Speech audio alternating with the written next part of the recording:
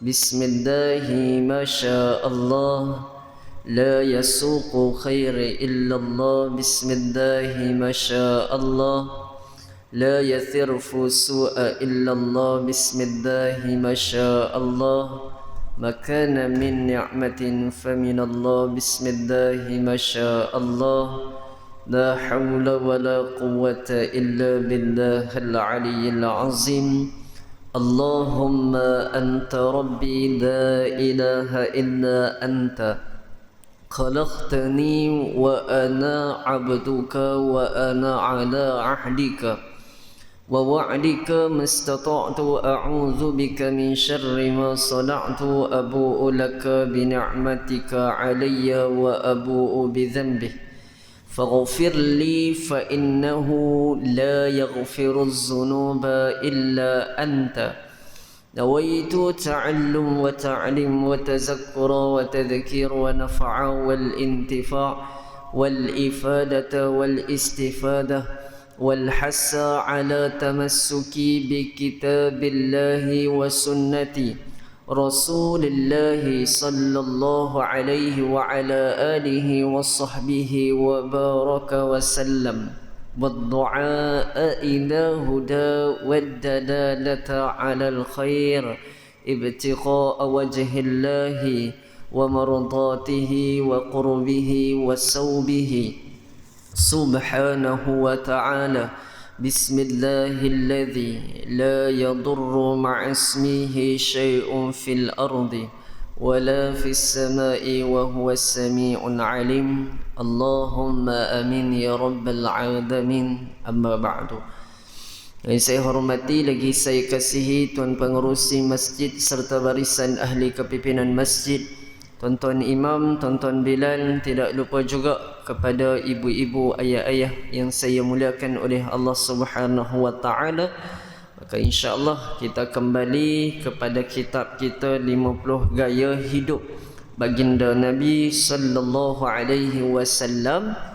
Maka sebelum tu kita akan mulakan dengan bacaan umul kitab suratul Fatihah, yakni kita hadiahkan kepada junjungan besar Sayyiduna Nabi sallallahu alaihi wasallam, juga dengan para sahabat-sahabat baginda, juga dengan keluarga baginda Nabi sallallahu alaihi wasallam, dan tidak lupa juga kepada muslimin dan muslimat yang telah kembali ke rahmatullah. Syahiduhumul Fatihah. أعوذ بالله من الشيطان الرجيم بسم الله الرحمن الرحيم الحمد لله رب العالمين الرحمن الرحيم مالك يوم الدين إياك نعبد وإياك نستعين اهدنا الصراط المستقيم صراط الذين أنعمت عليهم غير المغضوب عليهم ولا الضالين آمين.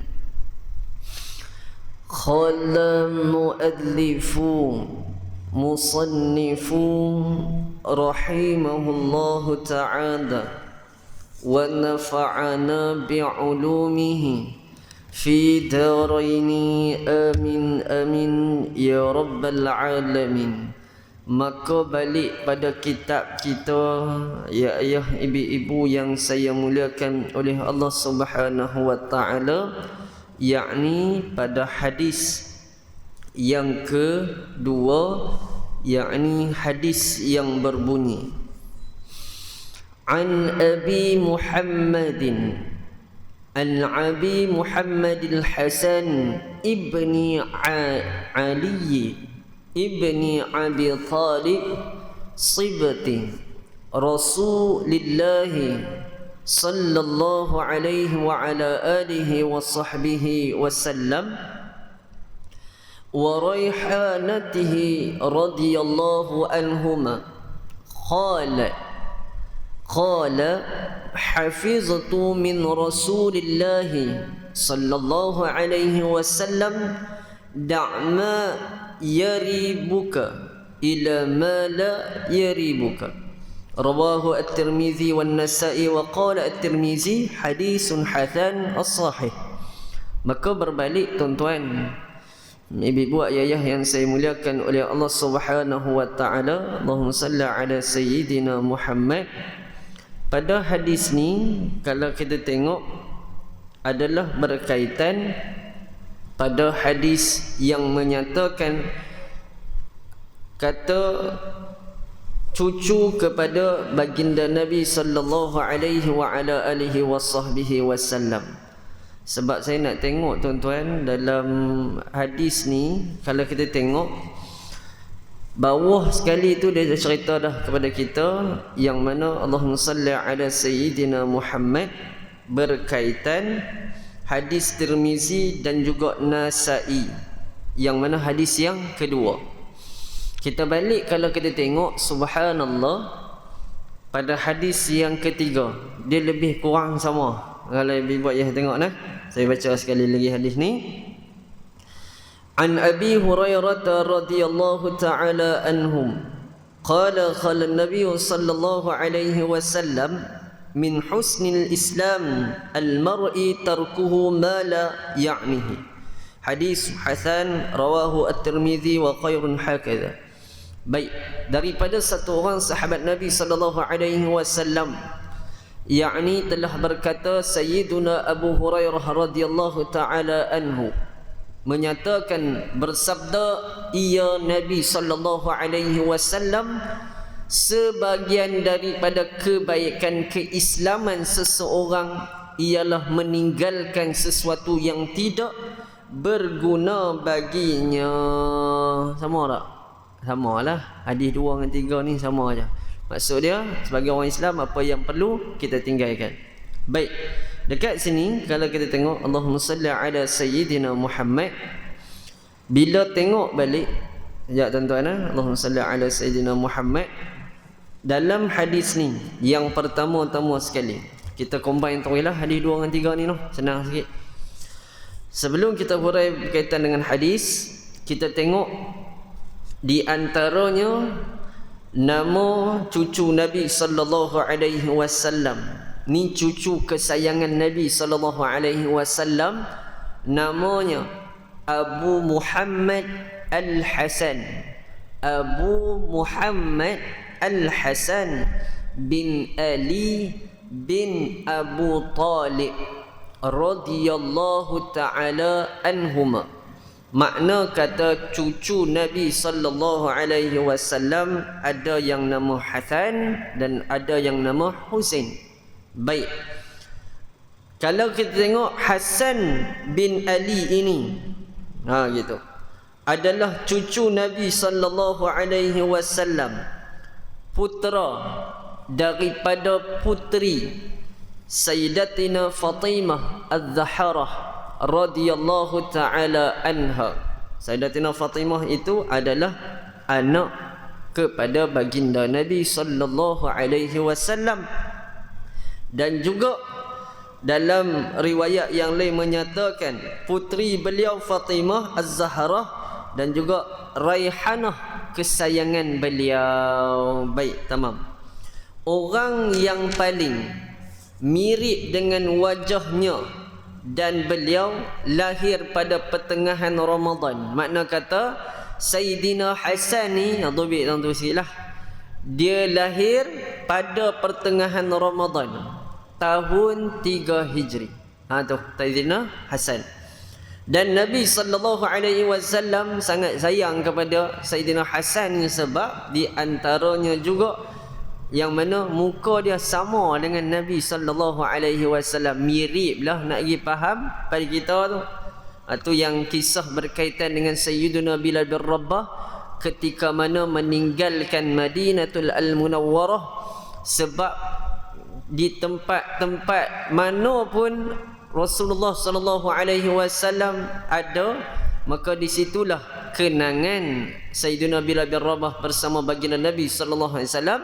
Sehingga kan dalam riwayat menyatakan waktu mana Sayyidina Bilal bin Rabah tak mau azan, maka disuruh oleh cucunda Nabi sallallahu alaihi wasallam, di antara dalam riwayat Sayyidina Hasan dan juga Sayyidina Husain.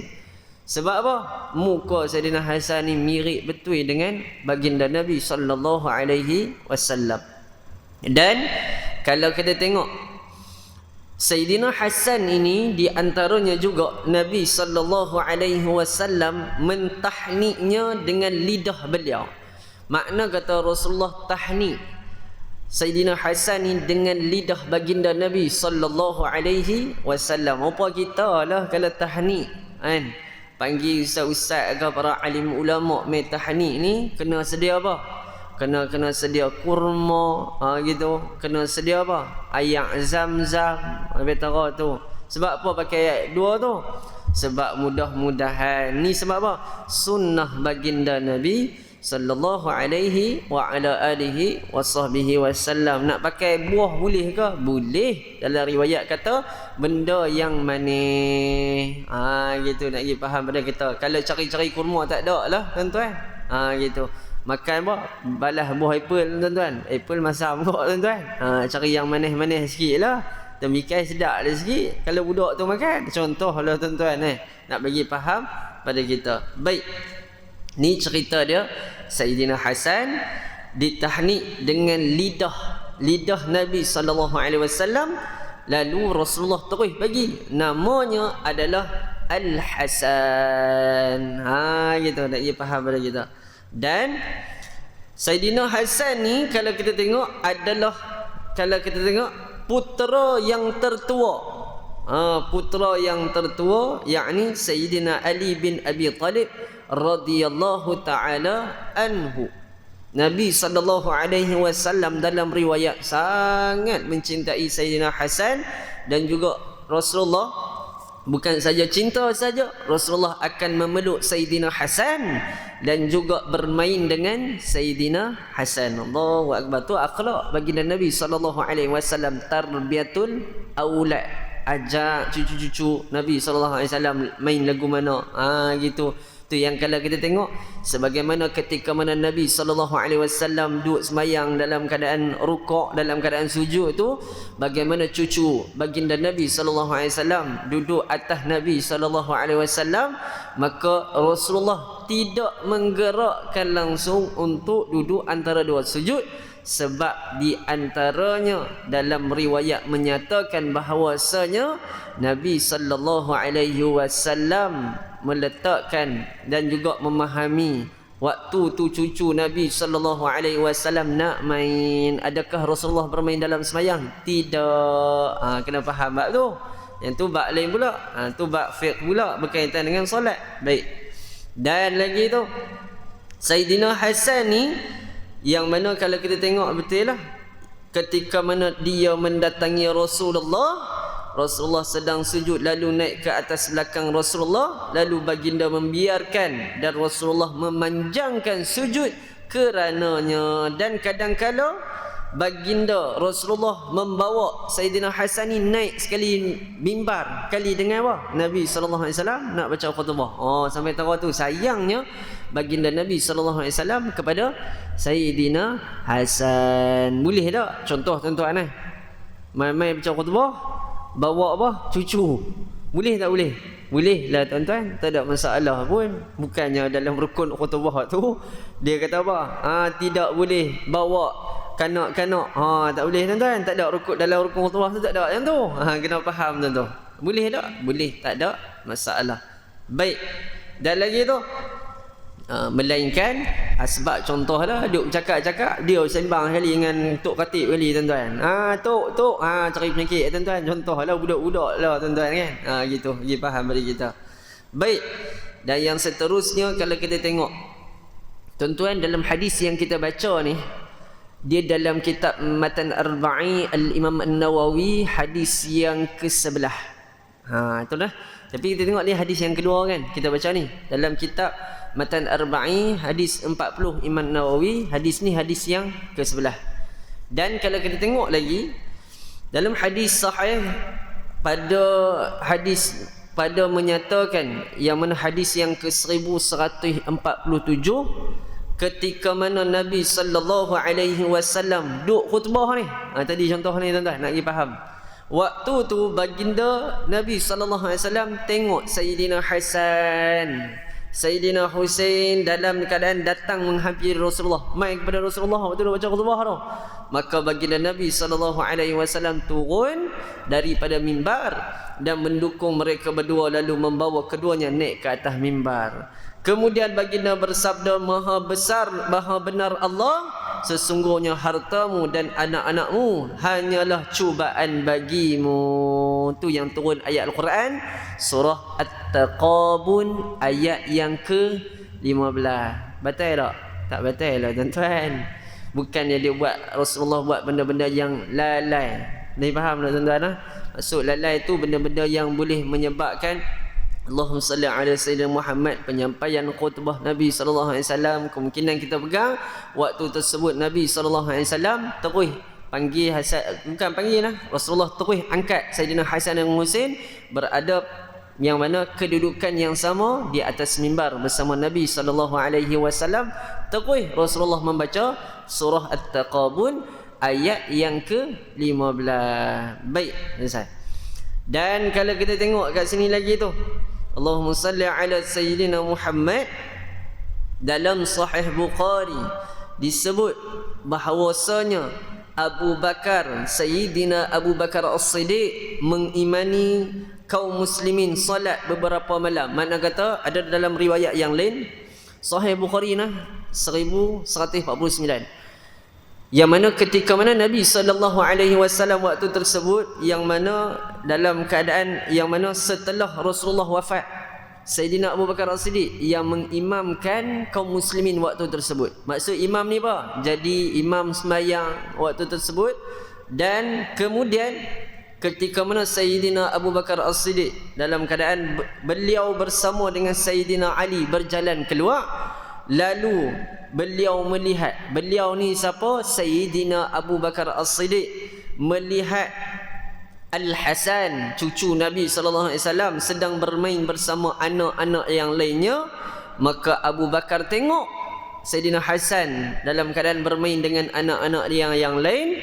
Maka Sayyidina Abu Bakar mengangkat Sayyidina Hasan, mendukung di atas yang mana belakangnya, belakang ni. Maksud dia dukung atas belakang ni, duduk. Tu yang kalau kita tengok ni sahabat Nabi sallallahu alaihi wasallam buat tuan-tuan. Letak anak duduk atas belakang ni tuan-tuan. Maka seraya Sayyidina Abu Bakar As-Siddiq berkata, demi Allah, anak ini sangat mirip dengan Nabi sallallahu alaihi wasallam, tidak mirip dengan Sayyidina Ali karamallahu wajhah, walaupun itu adalah anak Sayyidina Ali dan juga Sayyidatina Fatimah Az-Zahrah radhiyallahu taala anhu. Waktu tu cerita dia, Sayyidina Abu Bakar dengan siapa? Dengan pak dia lah, Sayyidina Ali. Sayyidina Ali dengar tu, dengar dua-dua orang ketawa lah. Sebab apa? Yang mana Sayyidina Abu Bakar As-Siddiq, yang mana orang yang benar, dia cakap tu benar betul. Yang ni di antaranya muka Rasulullah ni sama dengan Sayyidina Hasan. Allahu Akbar. Baik. Dan diriwayatkan lagi, ni cerita pasal Sayyidina Hasan. Riwayatkan daripada Abu Juhaifah, beliau berkata, aku pernah melihat Nabi sallallahu alaihi wasallam dan Al-Hasan bin Ali adalah orang yang paling mirip dengan Nabi sallallahu alaihi wasallam. Maksud dia hadis ni cerita muka Sayyidina Hasan ni nak mirip betul dengan baginda Nabi sallallahu alaihi wasallam. Mirip ni nak bagi faham kepada kita, nak dekat-dekat sama. Gitu. Baik. Dan dalam riwayat yang lain, ibu ayah Ibnu Sa'ad meriwayatkan bahawasanya apabila Sayyidina Hasan bin Ali salat subuh di masjid, maka habis Sayyidina Hasan ni mayang yang mana subuh di masjid, selesai Sayyidina Hasan salat, lalu beliau duduk di tempat salat dan berzikir sampai terbit fajar sadiq, meninggilah matahari tinggi. Maka para tokoh ulama dan pembesar duduk berbincang bersama beliau. Mana kata para tokoh ulama waktu tersebut bincang dengan Sayyidina Hasan. Maka kemudian beliau pulang dan bertemu dengan Ummahat al-Mu'minin, untuk mengucapkan salam kepada mereka. Kadangkala Ummahat al-Mukminin memberikan buah tangan buat siapa? Sayyidina Hasan. Selepas itu beliau pulang ke rumah, maka Allah membahagikan harta kepada Sayyidina Hasan sebanyak 3 kali dan beliau menginfakkan sebanyak 2 kali. Maka Sayyidina Hasan menunaikan haji 25 kali dengan berjalan kaki, sementara unta-unta diheret di depan beliau. Ini nak cerita berkaitan apa? Akhlak Sayyidina Hasan seperti mana akhlak Sayyidina Nabi sallallahu alaihi wa ala alihi wasallam. Maka itulah nak menceritakan apa? Cukuplah kelebihan Al-Hasan bin Ali dengan pujian Nabi sallallahu alaihi wasallam, sampai Rasulullah biasa puji Sayyidina Hasan ni kepada inna bani hadha sayyidu wa la'alla Allah an yusliha bihi baina fi'ataini 'azimataini minal muslimin. Kata Rasulullah, sesungguhnya anak aku ini, maksud anak aku ni, Rasulullah claim terus, ni cucu aku Lagi faham pada kita, adalah penghulu, adalah ketua. Maka kata Nabi sallallahu alaihi wasallam, wa la'allah, bermakna wa la'allah, semoga Allah akan mendamaikan dengannya, an yusliha, dengannya apa dah? Bihi fi'ataini, 2 kelompok besar di kalangan orang Islam. Baik. Maka di sini kalau kita tengok satu orang yang mana ulama menyatakan Muhammad bin Isa kata apa? Musawwir Maula Bani Sa'ad bin Bakar menyampaikan kepadaku, beliau berkata, aku tengok Sayyidina Abu Hurairah berdiri dekat masjid Nabi sallallahu alaihi wasallam. Maka pada hari wafatnya Al-Hasan bin Ali, lalu beliau melaung dengan suara yang kuat, wahai sekalian manusia, pada hari ini telah wafat kekasih Allah, kekasih baginda Nabi sallallahu alaihi wasallam. Maka kata Sayyidina Abu Hurairah, tangisilah pemergiannya. Kalau cerita pasal yang mana Sayyidina Hasan ni banyak tuan-tuan, yang mana pergolakan kalau kita tengok berkaitan dengan orang Islam. Sayyidina Ali karamallahu wajhah, Sayyidatina Aisyah waktu tersebut, bahkan dengan Sayyidina Muawiyah. Itu pergolakan Islam waktu tersebut. Panjang tuan-tuan. Baik. Dan kalau kita tengok ibu-ibu ayah, ketika mana Sayyidina Hasan ni wafat, manusia berkumpul hantar jenazah Sayyidina Hasan ni sampai di perkuburan Baqi' yang penuh sesak dengan orang ramai. Makna kata orang sangat meletakkan nilai kehormatan kepada Sayyidina Hasan, yang mana dalam riwayat menyatakan ramai yang orang datang ziarah, bahkan lelaki, wanita, bahkan juga kanak-kanak menangisi pemergian Sayyidina Hasan, cucu Nabi sallallahu alaihi wa ala alihi wasallam. Dalam riwayat menyatakan Sayyidina Hasan bin Ali wafat ketika mana usia dia 47 tahun. Muda lagi lah tuan-tuan, 47 tahun. Rasulullah wafat 63 tahun. Dan demikianlah yang dikatakan oleh sejumlah para ahli sejarah, dan itulah yang benar menurut qaul, pendapat yang masyhur. Sayyidina Hasan wafat pada tahun 49 Hijri. Dan sementara yang lain mengatakan beliau wafat pada tahun 50 Hijri. Mana kata ada dalam 2 riwayat. Yang pertama 49, yang kedua 50. Mana-mana boleh ambil tuan-tuan. Jangan bergaduh bab tu. Dan waktu dia wafat, usia dia 47 tahun. Baik. Selesai. Kita balik kepada hadis yang kita nak bincang ni. Ibu yang dimuliakan oleh Allah SWT. Apa yang istimewa hadis ni? Yang pertama, hadis ini adalah antara ungkapan pendek tetapi padat. Maksud dia pendek ayat hadis ni. Sebab hadis ni kalau kita baca balik, ibu ayah, da'ma yaribuka illa ma la yaribuk. Bermakna tinggallah apa yang menjadi keraguan padamu kepada yang tidak meragukan. Kalau kita rasa benda tu, kita rasa benda tu ragu, lebih baik kita tinggal. Apa yang kita nak bicara benda ni? Baik. Dan nak bagi faham kepada kita, istimewa hadis ni bukan saja pendek, tetapi cerita dia banyak pengisian berkaitan dengan hadis ni. Di antaranya baginda Nabi sallallahu alaihi wa ala alihi wasallam ni, di antaranya kaedah. Dalam fiqh ni ada kaedah yang besar dalam agama Islam, yakni berkaitan hadis ini. Yang pertama, supaya kita tinggalkan perkara yang syubhat, benda-benda yang meragukan, benda yang was-was ni sebaik-baiknya kita tinggalkan. Jangan duk ambil. Contoh daripada segi permakanan, dah tahu makanan tu tak ada halal, contoh tuan-tuan, waktu tersebut kita faham istilah tak ada halal ni makna kata haram dah untuk kita sebagai orang Islam yang mengucap kalimah la ilaha illallah anna Muhammadar Rasulullah.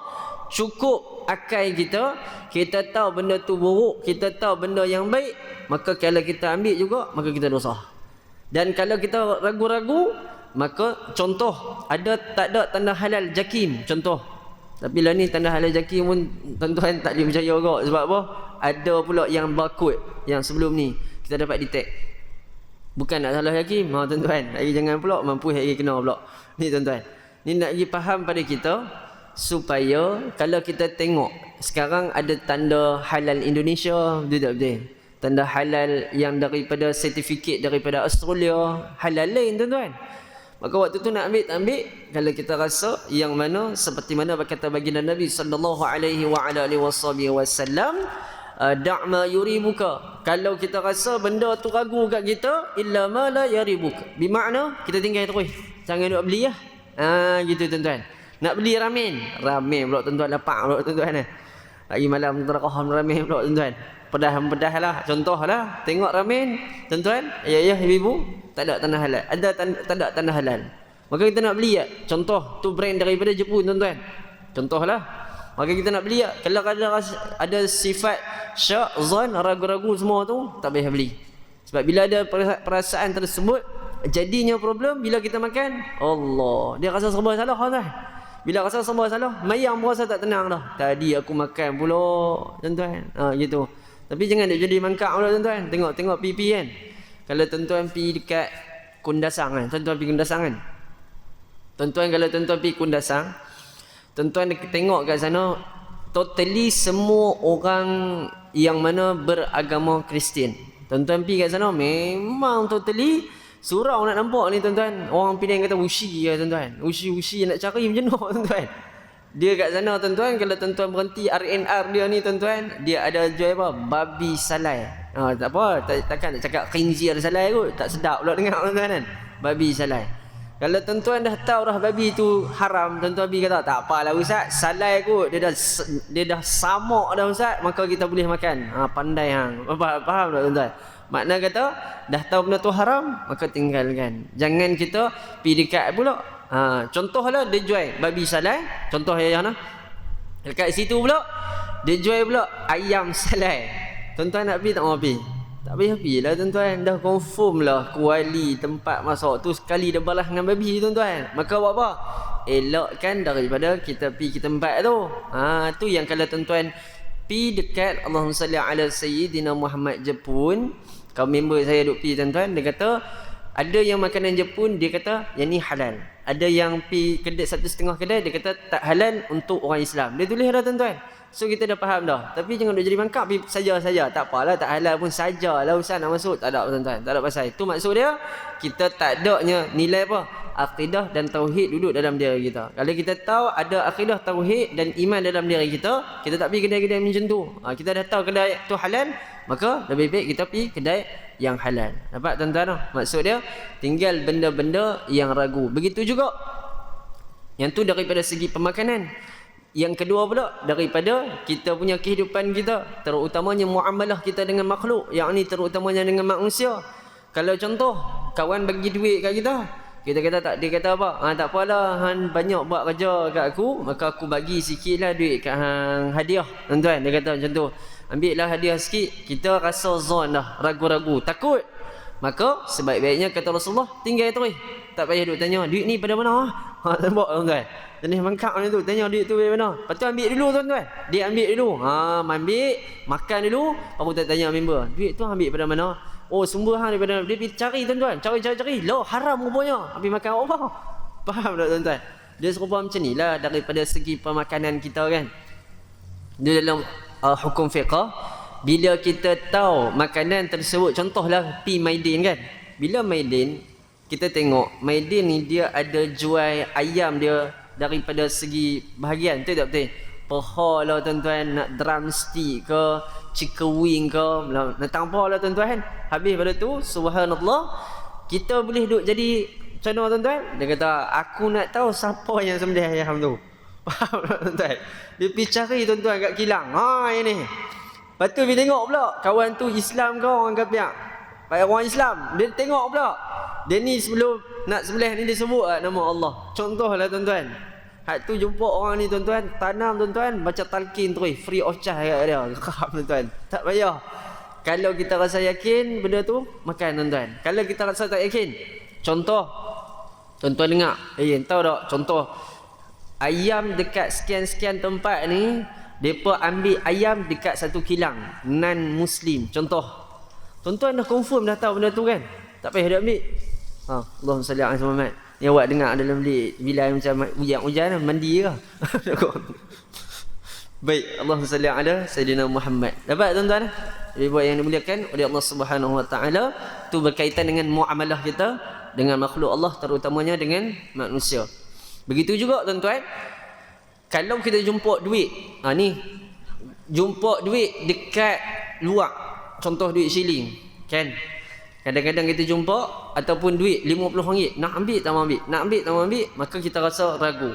Maka sebaik-baiknya banyak pendapat para alim ulama. Yang pertama, kalau kita nak ambil, kita letak dekat masjid.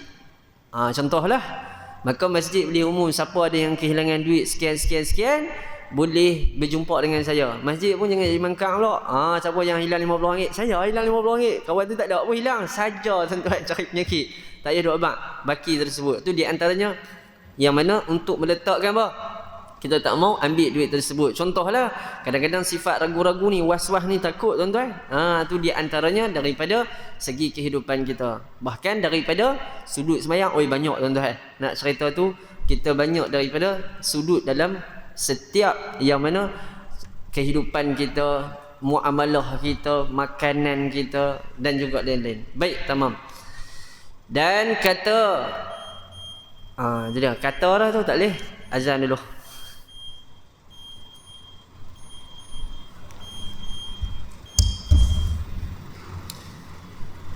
Imam ada, tak apa.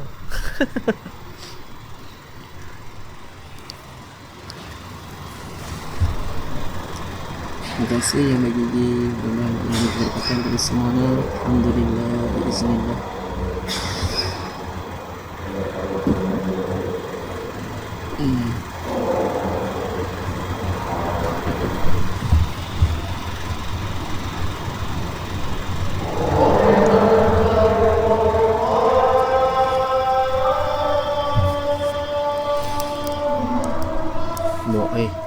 Ni ayam kau apa ni?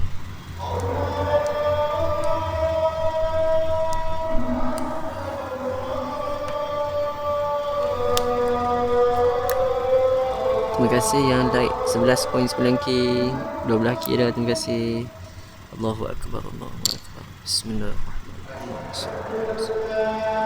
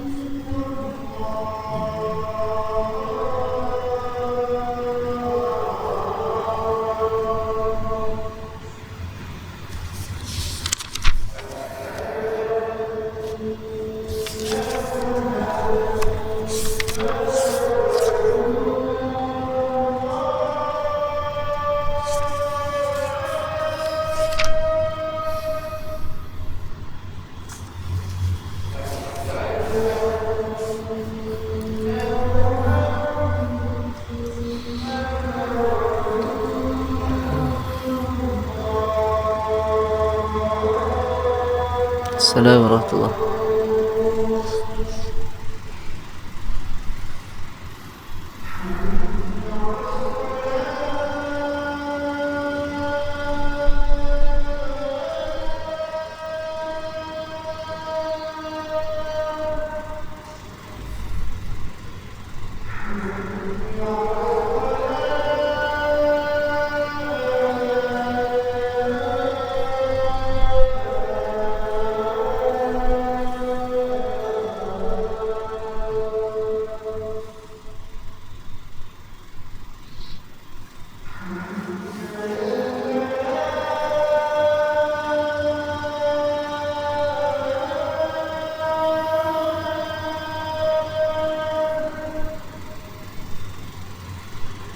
دع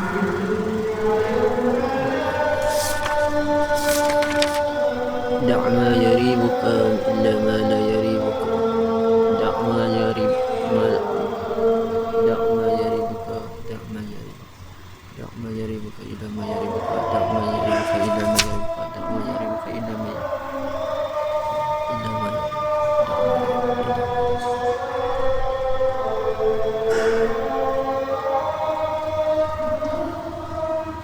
الله أكبر.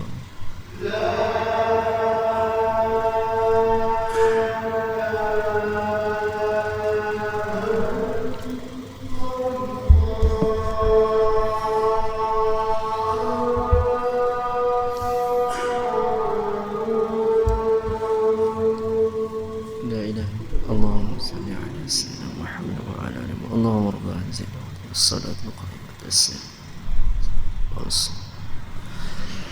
Baik, tamam tuan-tuan, ayah-ayah, ibu-ibu yang dimuliakan oleh Allah SWT.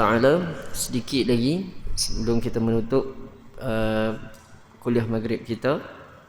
Ibu-ibu, ayah-ayah yang dimuliakan oleh Allah SWT, kalau kita tengok ikut kepada pendapat Al-Imam Ibn Hajar Al-Haytami, hadis ini yang kita baca ini adalah salah satu daripada kaedah yang terbesar dalam Islam. Di antaranya hadis ini meletakkan nilai wara' dalam diri seseorang. Tu yang berbalik konsep taqwa, taqa, wawya. Ta itu bermaksud taubat, qa itu bermaksud qanaah, waw itu bermaksud wara'. An ta'budallaha ka'annaka tara, atau kama qala Nabi sallallahu alaihi wasallam, yang mana seseorang yang beribadat kepada Allah seolah-olah dia melihat Allah dan Allah melihat orang tersebut beribadat kepadanya. Maka berbalik, tuan-tuan, ayah-ayah, ibu-ibu yang dimuliakan oleh Allah SWT, hadis ni juga cerita dia di antaranya nak keluarkan kita daripada perkara-perkara yang boleh menyebabkan keraguan yang besar dan boleh menyebabkan ibadat kita terganggu, dan sehingga kan nak menimbulkan yang mana kegelapan syak, kegelapan waham. Bahkan untuk meletakkan syak dengan waham ni, tuan-tuan kena faham, dia akan halang cahaya yang duduk dalam diri kita ni. Kita dah rasa yakin dah, kita tengok ada syak, tuan-tuan, dia akan jadi apa? Keraguan. Waktu tu iblis dengan syaitan akan masuk dan akan membisik kepada kita sehingga ibadat kita terganggu disebabkan benda yang kecil sahaja. Gitu. Contoh, kita nak semayang, niat, tuan-tuan, duduk niat, habis duduk angkat takbir ni, niat dalam hati kita tak lepas. Benda kecil ya? Kecil saja, tuan-tuan. Sehingga apa? Sehingga boleh merosakkan ibadat kita yang daripada mula subuh 2 rakaat ya, tuan-tuan. Pasal niat tak boleh semayang terus, tuan-tuan. Daripada kita main semayang awal subuh sampai jadi apa? Subuh tu jadi qadha. Disebabkan apa? Disebabkan sikit je. Sebab apa? Kita duk rasa, aku tadi rasa niat tak niat, niat lepas tak lepas, niat lepas tak lepas. Makna kata adanya syak dengan waham. Maka di situlah menyebabkan kata Al-Imam Ibn Hajar Al-Haytami, bagaimana cahaya itu nak masuk dalam diri seseorang, sedangkan iblis dan syaitan dah masuk dalam diri dia supaya apa? Ibadat tersebut dikacau, diganggu, sehingga yang tidak adanya apa? Nilai khusyuk ibadat dia kepada Allah Subhanahu wa taala. Maka yang terakhir sebelum saya tutup, dan kita akan hurai ayat Quran ni pada lepas raya insya-Allah, pada surah Al-Baqarah ayat yang ke-147. Kalau tuan-tuan buka, ayah-ayah ibu buka, Allah kata Al-haqqu min rabbika fala takunanna minal mumtarin. Kata Allah, kebenaran yang datangnya minar rabbik, kepadamu, dan disembunyikan oleh siapa? Kaum Yahudi dan juga Nasara. Fala takunanna minal mumtarin. Wahai Muhammad, adalah datangnya daripada Allah, oleh itu jangan sesekali, ni kata Allah, engkau termasuk dalam kalangan orang apa? Minal mumtarin, orang yang adanya sifat golongan yang ragu-ragu. Sadaqallahul azim. Baik, wallahu taala alam. Ya ibu yang dimuliakan oleh Allah Subhanahu wa taala, selesai di sini berkaitan dengan perkongsian kita berkaitan dengan hadis yang kedua. Mudah-mudahan Allah memberikan kita sedikit penerangan dalam hati kita, an-nur bil iman, amin ya rabbal alamin. Untuk makluman tuan-tuan, kita puasa hari Selasa, bukan esok. Kalau esok mampu tuan-tuan, hari ni kena tarawih terus. Untuk imam dah standby dah kat sini. Baik, insyaAllah ibu ayah yang dimuliakan oleh Allah SWT, selamat menyambut bulan Ramadan Al-Mubarak. Mudah-mudahan Ramadan kali ini memberikan kita kekuatan menjadi kebaikan itu menjadi lebih baik, yang tidak baik menjadi yang lebih baik, insyaAllah. Amin ya rabbal alamin. Akhirul kalam, tangguh dengan tasbih kafarah dan serah. Subhanakallahumma wa bihamdika asyhadu an la ilaha illa anta astaghfiruka wa atubu ilaik. أعوذ بالله السميع العليم من الشيطان الرجيم. بسم الله الرحمن الرحيم. والعصر إن الإنسان لفي خسر للذين آمنوا وعملوا الصالحات وتواصوا بالحق وتواصوا بالصبر.